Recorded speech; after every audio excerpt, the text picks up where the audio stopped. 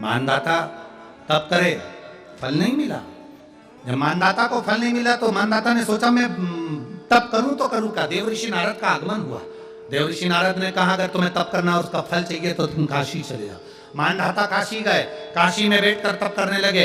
केवल काशी में बैठकर उन्होंने तप करा तो कैसा करा, केवल एक बालू का शिवलिंग बना लेते थे और बालू का शिवलिंग बनाकर उसकी आराधना करते थे, उसकी पूजन करते थे। पूजन करते, गंगा का जल लाकर बालू के शिवलिंग पर डालते, उनको समर्पित करते। बस वो बालू के शिवलिंग की आराधना करते करते करते करते करते करते थोड़ा सा समय निकला। उनको नहीं मालूम कि एक शिवरात्रि निकल गई, दूसरी शिवरात्रि आई है। हर महीने शिवरात्रि आती है, प्रत्येक महीने शिवरात्रि पहुंचती है, प्रत्येक महीने आती है।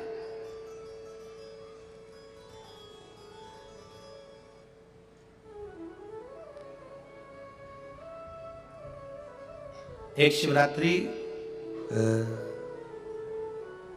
अपन पंजाब में थे, भटिंडा, तब पड़ी थी। जनवरी की पड़ी थी वो, जनवरी की। अब फरवरी की जो शिवरात्रि पड़ेगी वो अपन झारखंड में रहेंगे 5 तारीख से 9 तारीख के बीच में, तो बीच में शिवरात्रि पड़ेगी। इसलिए उस कथा का नाम पातालेश्वर शिव महापुराण की कथा रखी है। हड्डी उसमें मूल है आपका, आपका बुढ़ापा ना बिगड़े उसके लिए वो कथा है। 5 दिन की कथा है, 2 बजे से 5 बजे तक आएगी आस्था चैनल पर भी। और झारखंड के आसपास के जितने श्रोता हैं सब सुनो। जमशेदपुर में काजू बागान में वो कथा होगी, बड़े प्रेम से।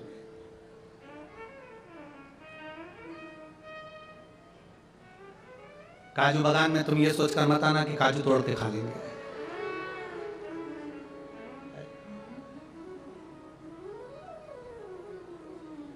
दिल से सुनो उसको। पातालेश्वर शिव महापुराण की कथा। कुछ जगह ऐसी होती हैं उस कथा का मूल, जैसे 7 मार्च से 13 मार्च की सीहोर कुबेरेश्वर धाम की कथा जरूर सुनो। मौका मिल जाए तो 5 माताएं, भाई लोग, बहन लोग जो भी हैं, जीजा जीजी, सब कथा में पहुंचकर उसमें सेवा भी करो और कथा भी सुनो, दिल से सुनो।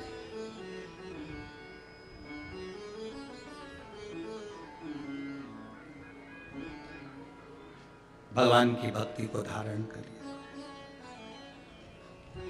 मानधाता ने बालू का शिवलिंग बनाया, पूजन करना प्रारंभ करी, गंगा जी का जल ले जाकर चढ़ा देते। अब कोई तप नहीं, कोई साधना नहीं, कोई नेत्र बंद कर नहीं बैठे, कोई तप साधना में नहीं बैठे, कोई घोर तप करने के लिए नहीं बैठे, केवल शंकर का शिवलिंग बनाया, पूजन करी।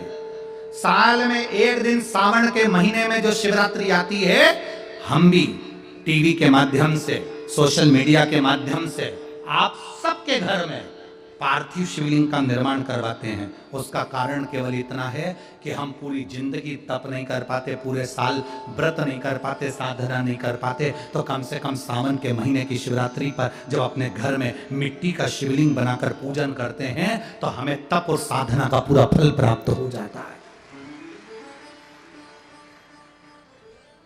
करने वाले, विरोध करने वाले करते रहते हैं। शाम को तो व्रत ये वाला उपवास करना ही नहीं था, पूजन कराना ही नहीं थी, इसमें ऐसी पूजन करा दी, उसमें वैसी पूजन करा दी, ये गलत बोल दिया, ये सही बोल दिया, ये ऐसा कर दिया, काली मिर्ची चढ़वा दी तो ये चढ़वा दी। बोलने वाले बोलते रहेंगे, तुम अपना काम करो, पार्थिव शिवलिंग का निर्माण करो, पूजन करो, आराधना करो, विसर्जन करो। आग लगे बस्ती में, जम के बोलो जरा अपन रहो, क्या किसको रोइए, चादर तान के सो। अपने को मतलब नहीं कुछ भी, अपन को सोच।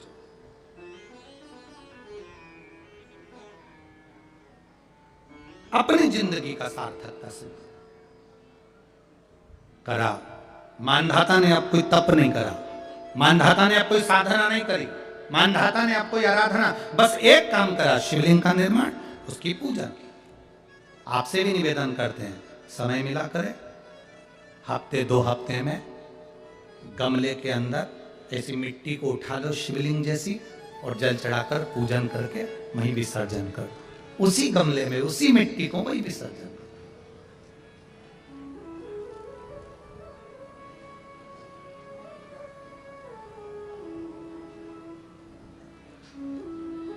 प्रयास करो, उसका फल मिलता है।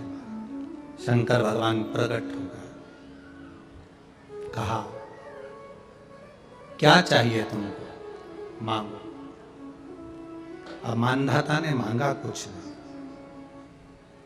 मानधाता ने कहा कि पहले तो मैंने जब तप करा, साधना करी, आराधना करी, तब तो मुझे आपका दर्शन नहीं हुआ, और अब आप मेरे सामने आ गए तो मैं मांगू, ये श्रेष्ठता कहाँ है?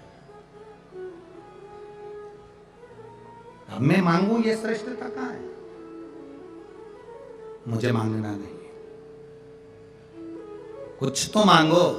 नहीं, मानधाता ने कहा बस इतनी कृपा करना, प्राण छूटने का जब समय आए तो मेरा शिव सामने हो और मेरा ये आत्मा, मेरी जब मृत्यु हो तो ये आत्मा शिव में और कैलाश में विलीन हो जाए, बस ऐसी कृपा कर,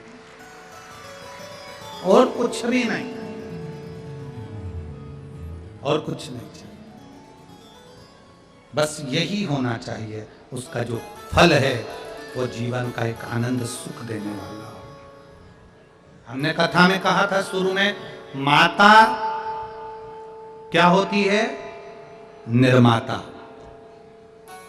आप माता हो, आप निर्माता हो। अपने बच्चे के हाथ में एक लोटा जल लेकर मंदिर भेजने की जवाबदारी तुम्हारी है। अपने बच्चों के मुख से श्री शिवाय नमस्तुभ्यम निकलवाने की जवाबदारी तुम्हारी है, कोई दूसरा नहीं निकलवा। एक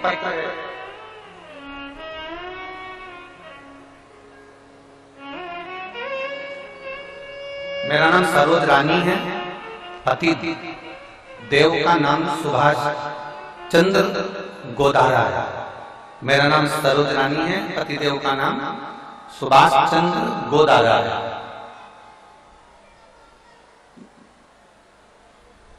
मैं बाबा का क्या वर्णन करूं?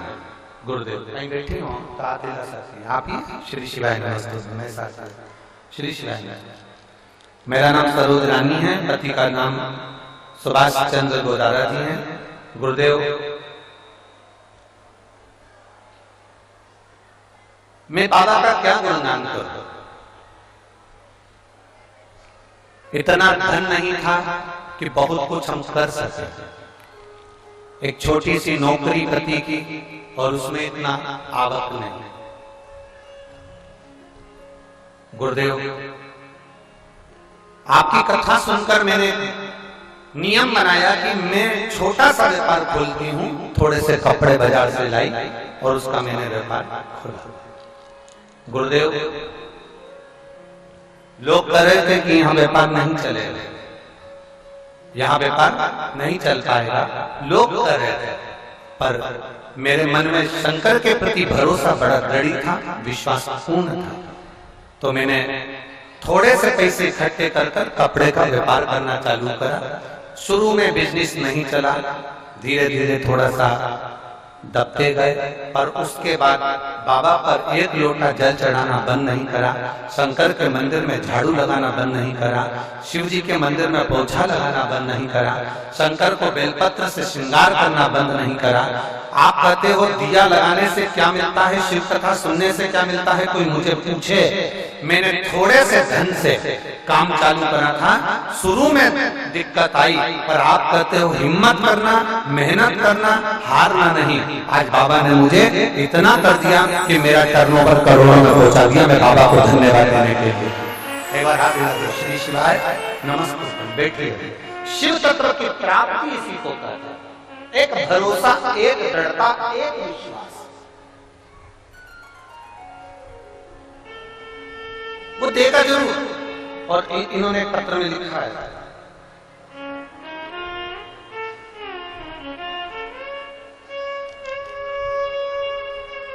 आज मेरे बाबा ने इतनी कृपा कर दी,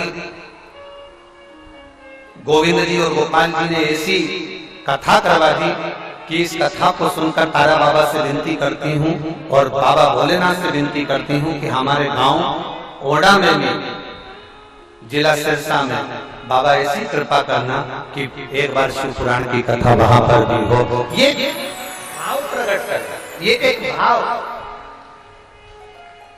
ये हृदय के भाव हैं कि बाबा दे तो अच्छी जगह लगाने का प्रयास। शरीर मिल गया, मानो